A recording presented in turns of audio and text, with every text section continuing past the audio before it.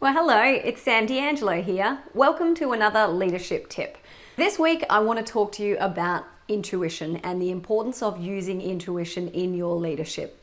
Albert Einstein has this beautiful quote, and it says, "The intuitive mind is a sacred gift, and the rational mind is a faithful servant." We have created a society that honors the servant and has forgotten the gift. Why do I want to talk to you about intuition? Well, during the week, I found myself turning into my mother.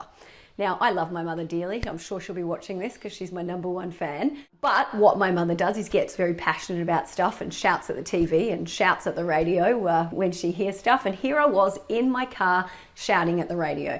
And the reason I was shouting at the radio was because one of the local radio presenters was giving an update on what's happening with the floods in Lismore. And what it actually said was, some of the locals down in Lismore, having been told to evacuate, come back, evacuate, they're really starting to ignore what the experts are telling them, and they're starting to go with their gut feel.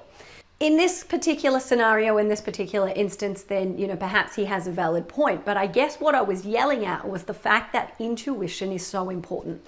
Now, in all of my coaching, I can tell you that every single leader I've ever spoken to will talk to me about the importance of intuition. And they will all give me a story about a time that despite what their gut feel was telling them, they went against their best judgment and something came back and blew up in their face as a result. We make decisions with three different brains. So we've got our head brain, which is our rational kind of mind. We've got our heart brain, and so this is the brain that we really connect to decisions when we say, I have to have it because I just love it. And then we've got our gut brain. And so the gut brain is when we talk about things like, just in my gut, I just felt that it wasn't quite right. Now, when we can get those three in alignment, that is the strongest decision that you can actually make.